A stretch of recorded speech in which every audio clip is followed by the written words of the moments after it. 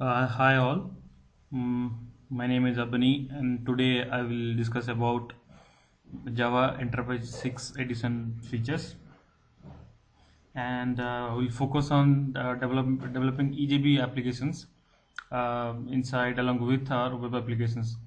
One of the great features Java 6 has got is you don't have to create a separate EJB project to have the EJB modules. We can integrate the EJBs inside our web applications. Uh, that is, you don't have to have a EJB project separately created and expose your EJB and access them in servlets or in JSPs. So that features has been added in Java 6. I'll give you a demo how it is being done and how it works, and how easily we can access EJBs from a servlet or JSF based programs. So to get started, I have my Eclipse IDE and I have used Java Glassfish 3.1 server. Since we are working on a EJB project, so we have to use any EJB3 compliant server. Uh, so I have used Glassfish 3.1, which is an EJB 3.1 compliant and Java Enterprise 6 compatible server. So to get started, let's create a project. File, new, dynamic web project. As I told you, in the dynamic web project only we'll create the servlets and EJBs alongside. I'll choose my runtime as Glassfish 3.1. So project name I can give, say, EJB web. If you want to specify to a EAR file, this project, if you want to attach this project to EAR file, just check it. Unless you don't have to do that, click on next, and see this generate web.xml is not required now, since everything is Anderson's based. We can omit this. Now click on finish. Now this ID will take some few time to create the process structure and all. So the default index.jsp is created. Now I'm just going to use the navigation structures. In my EJB web, I have web content. Under that I have web.inf, meta.inf, the source folder. Okay. Now let's get started with this Eclipse Indigo IDE is a very highly integrated IDE which is compatible with Java Enterprise 6 and Glassfish. So directly I can create new session by EJB3x, which will prompt me for the EJB name, sorry, the source name and all. Let's say Java package, let's say com dot EJB web dot EJB's class name will say, let's say, hello bin. I should have a stateless bin. Now in my local environment where the EJB will be invoked by a servlet and or a JSF page, if I know this, my requirement is clear. I don't need any remote or local interface. I just click on no interface and click on next. Then transaction type, your bin transaction is maintained by container or bin. Now let it be container as of now. Click on finish. So it has created a bin class. Now this is the default constructor. You can see my class name is hello bin and the default constructor is created here. And you can see this is the most important thing. Whenever you annotate any class with stateless, so it becomes an EJB.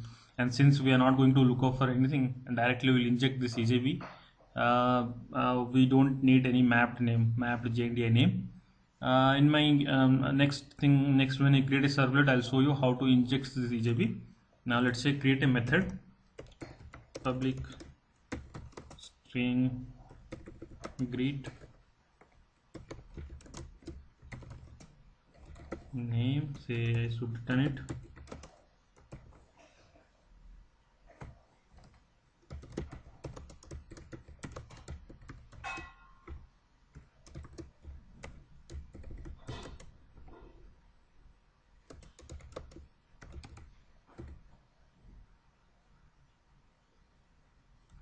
I'll just return this name string hello from EJB3/java6 plus name. Now this EJB is created. Now to invoke this and verify it, I'll create a servlet over here. Let's say the same package, I'll say EJB web.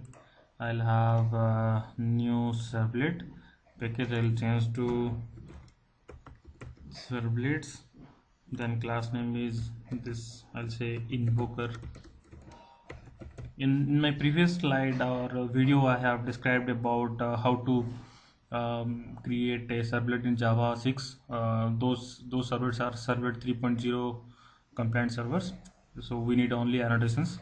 So those entries will not find in web.xml because web.xml is not a mandatory file as of now. I'll just click on next. The URL is mapping, so I'll give a simple one / invoke. Click OK. Next. Finish. Now as we know, the doGet will write everything in the doGet method. Again, I'll show you the structure over here. This is the invoker servlet. It says annotated with web servlet, and it has two URLs pattern, invoker servlet and invoke. Now let's go back to the doGet method. Here what I have to do, before that I'll do something. Now Java Enterprise 6 has something called annotations at the rate EJB. So which means when I do that, and after that I have to give the EJB name. So in my case, my EJB name is hello bean. So whenever I'm going to give a private at the rate EJB hello bean and instance name, so you can see this EJB, so which tells the next object is in EJB. Okay, so I don't have to create an instance of it. So the container will do an injection of this EJB into my servlet class. Now say I'll create a string.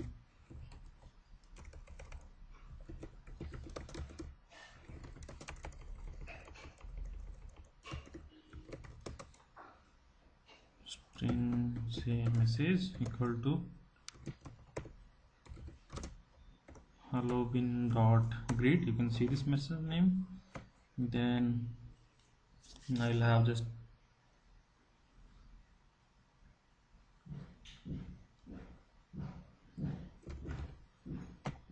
now I want to print this message.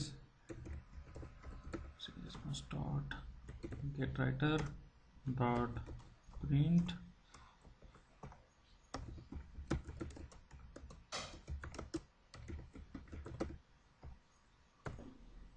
Now I'm done with the development of this invoker the servlet and the EJB. Now let's save them all. Now let's publish this and run the applications. So I have started my GlassFish 3.1 server already. This we need to run the application, deploy and run. So I'm going to choose GlassFish 3.1. Then my web project is in. Now I can click on finish.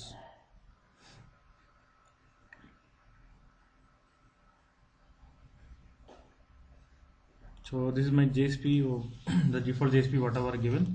Now let's invoke the servlet. Now as you can see this message, this is being captured over from here. So this is the return type of my EJB, and when I did this invoke this line, what it does, the container will create an instance of the EJB and provide to the servlet. So this is called EJB injection inside servlet. So this kind of code we can use in servlets or JSPs. So you want to change anything here, Java 6.0, let's just save it. So it's at auto deployment, it's faster deployment in GlassFish. So let's refresh this page. So you got the response over here. You want to build again, you don't have to deploy it again. This ID and GlassFish has a very good features of faster deployment and faster synchronization. So this is all about EJB 3 example in Java 6. So you can see I don't have to create an EJB separate EJB project to have my EJBs. I can have EJBs in my same web applications. Only condition is my server needs to be a EJB compliant server. Okay. Thank you all.